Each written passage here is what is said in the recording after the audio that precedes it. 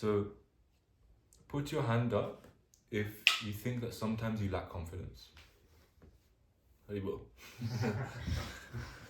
So can any of you think that what is one of the most common answers for what someone would lack confidence in? Public speaking. Public speaking. Yeah. What else? Actually, it said that public speaking is like out of the most common ones. Public speaking is one of the most, yeah. And I think out of fearful things, public speaking was second to death. So people were scared of death the most. Second was public speaking. Third was exams. Everyone's scared of exams, right? Yeah. So can you think of anything? What else would people be scared of or afraid of? Not confidence in? Maybe building relationship with other people. Building relationships with other people, yeah. Any others? I was going to say exams. So. Exams, yeah. Maybe going into the unknown. Maybe trying things we don't really know. Yeah. Facing the future. Yeah.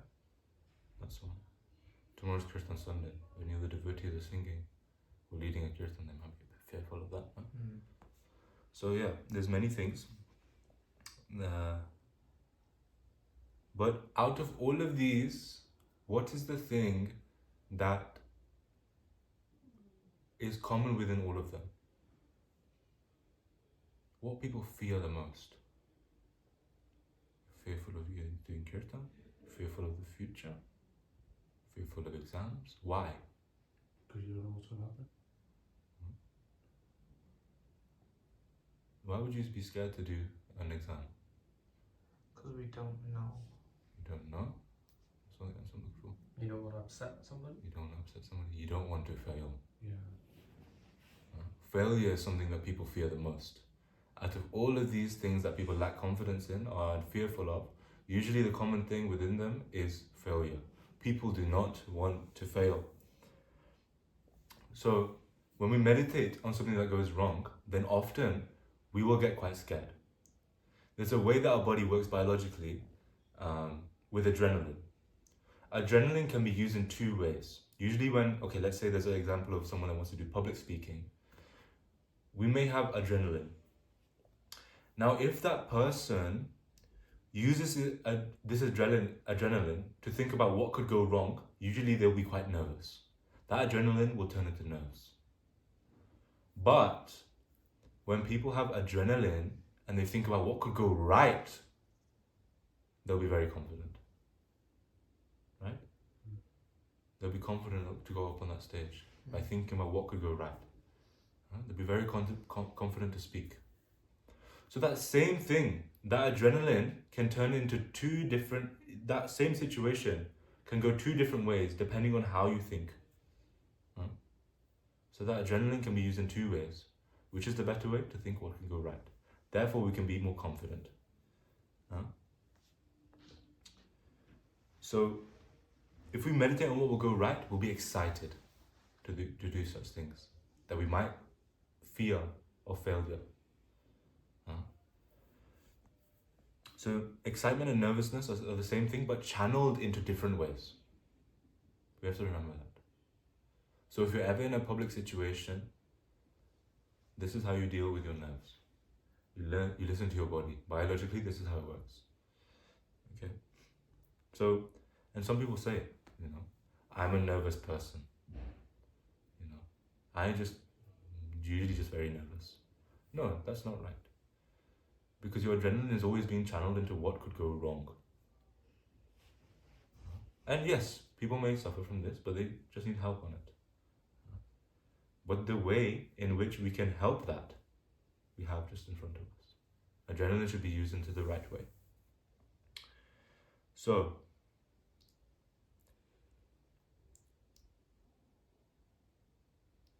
if we look at the signs, I googled actually recently, of the signs of someone that generally lacks confidence in different areas, okay? I'll just read them out to you if you think they may apply to yourself, okay? Or anyone that you know, and they might need help. So number one is seeking validation or giving validation to others. They're always doing this.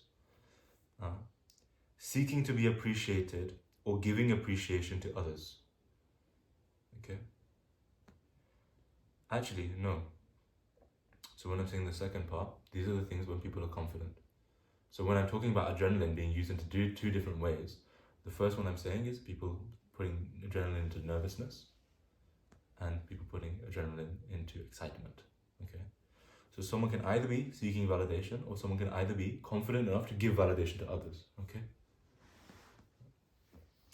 They can either be seeking to be appreciated or appreciate others and let other people know that they are appreciated. Therefore, they have a sign of being confident. If they're not confident, then we get very defensive when someone blames us. But when we are confident, we openly accept feedback. And if there's a correction, then they make the correction. And they openly take it in. That is a sign of someone that is confident.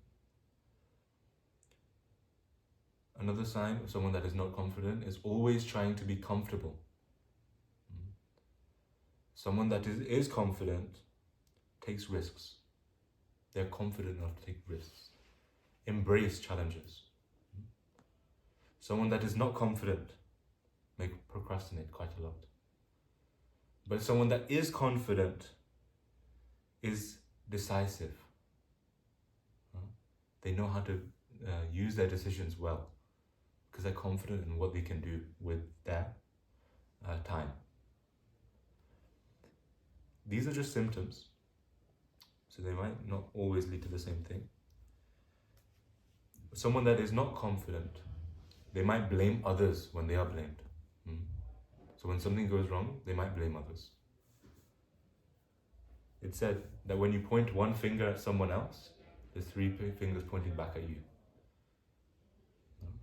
There's a phrase of that. And then when you are confident, it's usually a symptom that someone takes responsibility for anything they have to blame, or someone blames them. So practically everyone has faced situations where they have low confidence. I have done it, everyone here has done it. Even if we look into the Gita with Arjuna and Krishna, the whole time Arjuna is just opening up to Krishna and admitting that he's not confident. In the chapter 11, text 33, it says that Arjuna is undecisive. Okay, if you just think about the situation Arjuna is in, okay?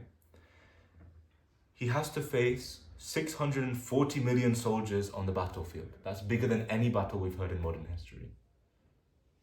For anyone, that would be quite scary. And you may lose confidence in that. And he was the one out of all of those 364 million to be the star player. All lights were on him. Spotlights were on him only. Right? And for most of the battle, everything was resting on him. You know, both his family on both sides. He doesn't know what to do. So imagine being in his shoes. You know? Would we be confident, or would we be very nervous in that situation? So this act of confidence, these lessons of the art of how to be confident, is there in the Gita. Arjuna is in that situation. He is not confident.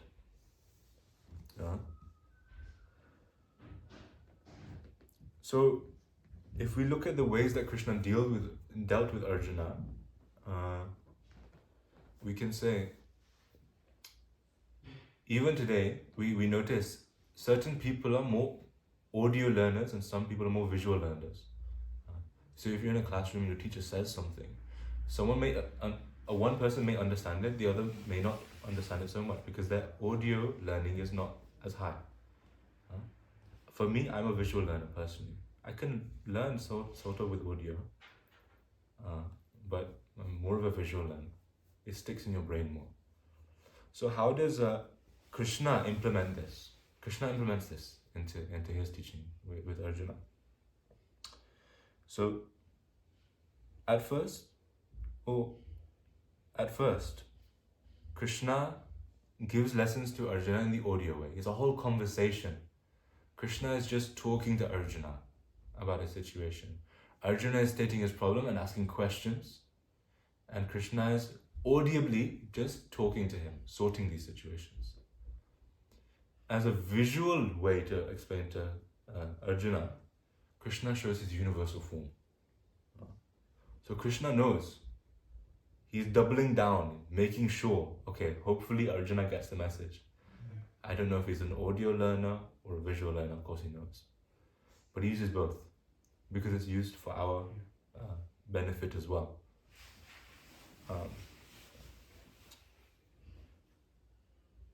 So, and if we learn from the Gita, we learn straight away that everything that happens in the world is by Krishna's will.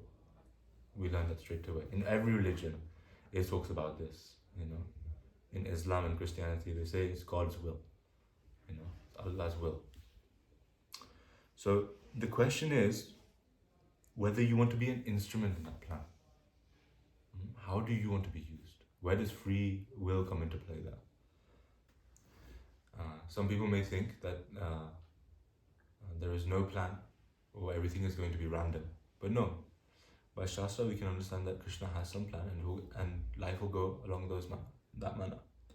Now, how can we be confident if someone else is in control of our life? How can we be confident?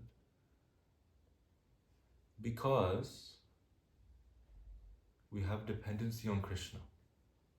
We know more about Krishna. The main thing that people are fearful of is because they do not know what will happen. If you know who Krishna is, who this divinity is, so if you know and want to know and you start learning about who Krishna is and what his plan is, because it is all stated there, you get to know about this, then you'll be fully confident. If you're dependent on Krishna and you get to know about him. Knowledge often is the main thing that is missing from one's life that makes one fearful. If, for example, okay, name some of your fears. What are you scared of? Shubham, what are you scared of? Exams, okay. People judging me. People judging you. Public speaking. Okay, so you're afraid of failure. But the main thing that makes you fearful is that you don't know whether you will fail or succeed. You don't know. People judging you. You don't know whether they're judging you or not. But you're opening up to the possibility that they might be judging you. And oftentimes, they're not judging you. But you don't know. They could be. That possibility is open. You don't know for sure. Exams, you don't know whether you succeed or not. But that's not the case. If you study well, then oftentimes, most of the time, most likely, you will succeed. So you know somewhat. Do you know, as per some survey that was done a few years back, do you know what the biggest fear people have is? Death. No. That was this is a different survey. Okay.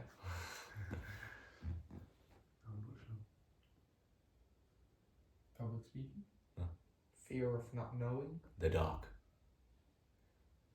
Most people said that they're afraid of the dark.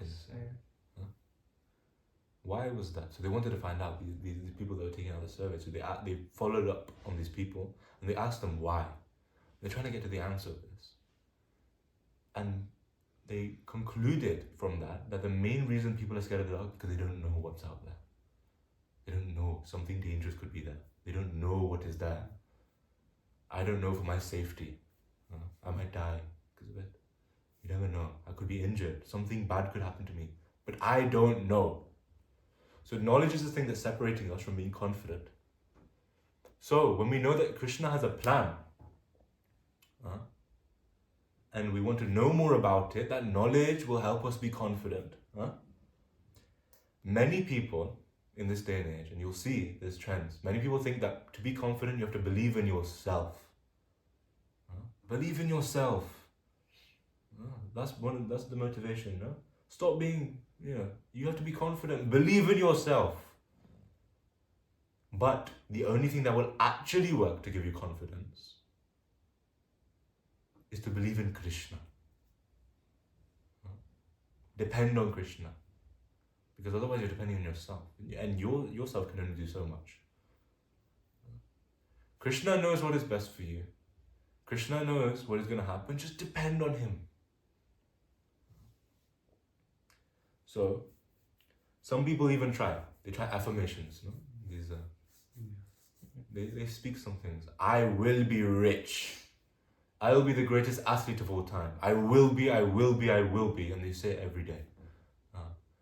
Just the other day, I was watching a video on a YouTuber or something was saying that the main reason I was so successful, because every day when I was struggling, I looked in the mirror to myself before I went to bed, said, I will be the greatest entertainer of all time. I said every night. Of course it happened, but he's still so miserable. He's not confident in many things. He's risk-taking, he's not confident a lot of the time. So, this affirmations and believing in yourself and these methods of confidence, it may be good. It may work sometimes, but it does not ensure stability.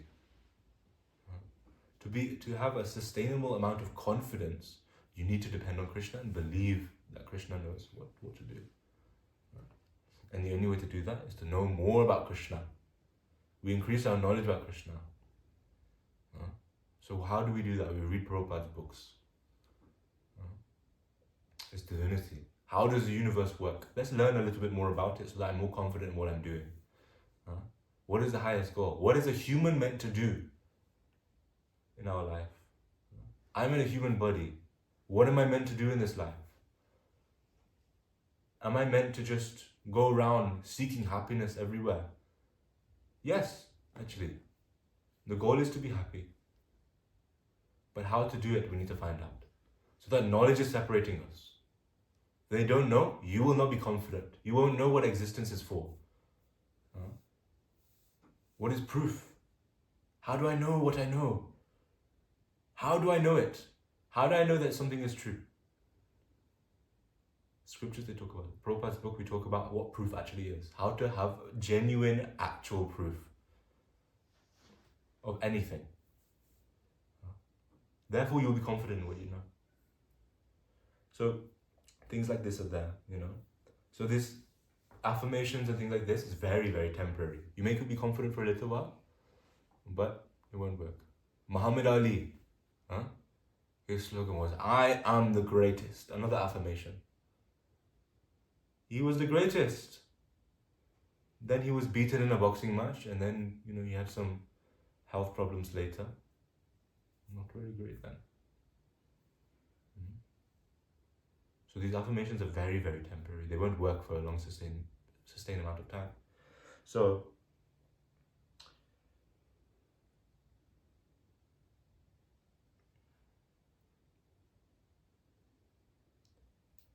if we take the example of Prabhupada, the thing that got him there to all the way to America to fulfill his spiritual master's mission was not believing in himself, but believing in a higher power, depending on divinity.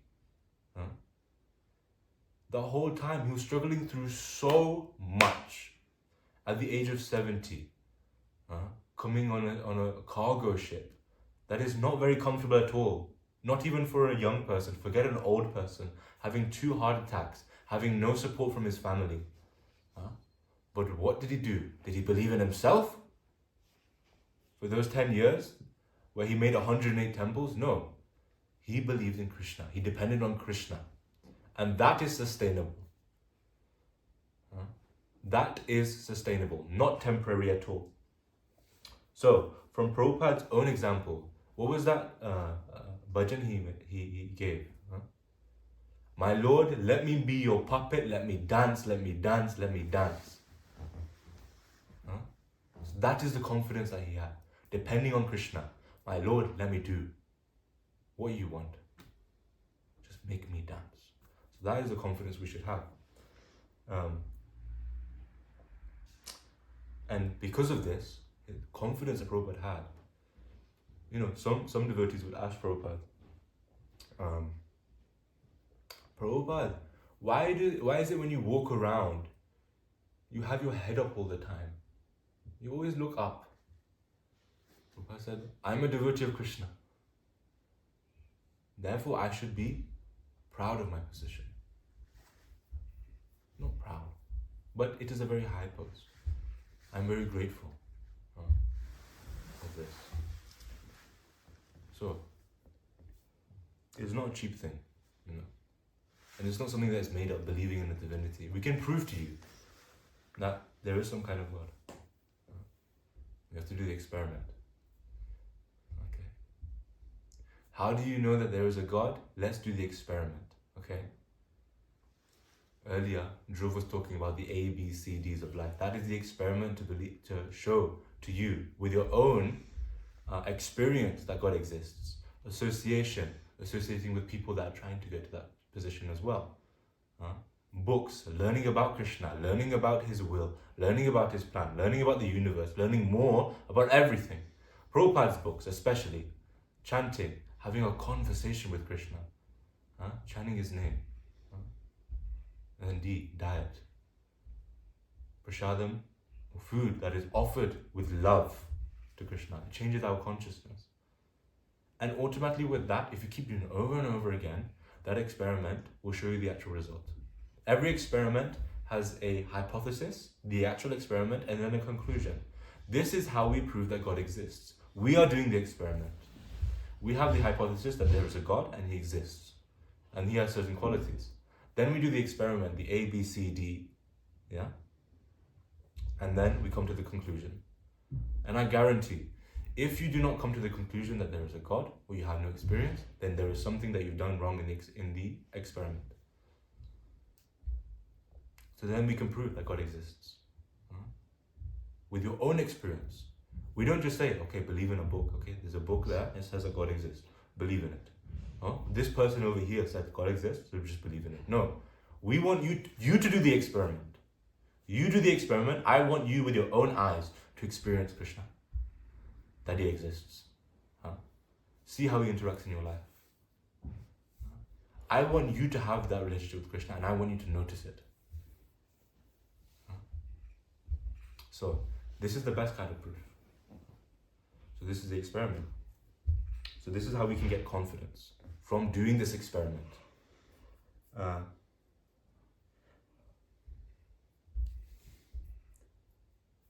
So Krishna says that I am behind everything, not me, Krishna. Okay? Just making that clear. Krishna says that I am behind everything is behind my hand, and everything is predetermined by me. So, where does the question of free will come into then? If there is an all-powerful God, then where does free will come into? If he is behind everything, then how come do we have free will? Then that must be slavery. We are put against our will, only serving God's will. That's not very fair.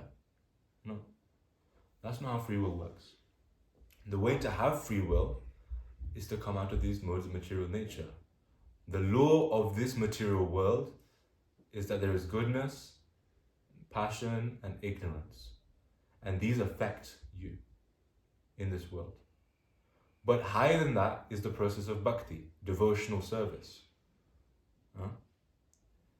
So if you overcome all of these different modes and you come to the process of bhakti, then Krishna will personally give you complete freedom in what to do. Because you're not affected by these modes. These modes are not controlling you. You have free will what to do. So often it is said, how do you know when Krishna interacts in your life and how do you know when he's not? Often this is asked by many devotees. Or many people. I forget this is for PS. When you have a problem and you are able to fix it, then you are able to fix it. That's in your hands. Can we all agree on that? Yeah. But if we have a problem and we cannot do anything about it, anything happens and we cannot do anything about it, is that in our hands? No. So whose hands is it in? If everything is determined by Krishna? Krishna. Krishna. Divinity. So whatever is not in our hands is in Krishna's hands, and whatever is not in Krishna's hands is in our hands. So that's how we can see. So we need to have this kind of confidence and this knowledge. And through knowing this, even Arjuna in the Bhagavad, in the Gita, he said, "Oh, this has worked for me, Krishna. You have given me this knowledge, and now I am confident." He specifically says, after hearing this, in the Gita translation is, after hearing this, Arjuna said that all of his weight has been lifted off of his shoulders. He said, "I have no more doubts." Imagine living a life free of doubts. Imagine living a life free of doubts. Then you'll be fully confident in everything. So, Krishna has his plan, and our duty is to become an instrument in that plan and go along with it. So if Krishna has a plan, and we know about the plan, and we know about our duty in that plan, we will be fully confident. If God is omniscient, omnipresent, omnipotent, I'm pretty sure he knows what to do. How can we say that we don't know what to do? I can't say I'm omniscient. I don't know what I have for breakfast the other day. So if we go with that plan, then it's all sorted. We have no doubts. We have full confidence because Krishna is supporting us. So there are two mentalities you can go about in the world. You can go about the mentality that I'm in control. I'm the controller. And with this, if you believe that I'm in control, if you succeed in life, what will you feel? What will happen to you if you believe that I'm in the control? Your ego will go huge, will go flying up, which often is not a good thing for you, right? What else will happen? If you fall in life, you'll become depressed because you think you could have done more. Because I am the controller. You'll be unmotivated, disappointed, and then you won't be confident because you can't believe in yourself. I'm not the controller. I thought I was in control, but then I did this to myself. So you can't trust yourself. But then you can live your life another way and believe that Krishna or divinity is a controller,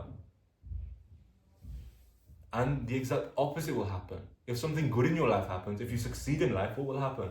You'll be grateful. And that's a very nice, positive mindset to go about. But if you fall in life, your confidence is not shaken. You're ready, to whatever is about to happen. You fall in life, your happiness does not end. You believe, okay, Krishna did this, divinity did this, cool. It must be for the better. So I think we'll end there. If you have any questions, Krishna.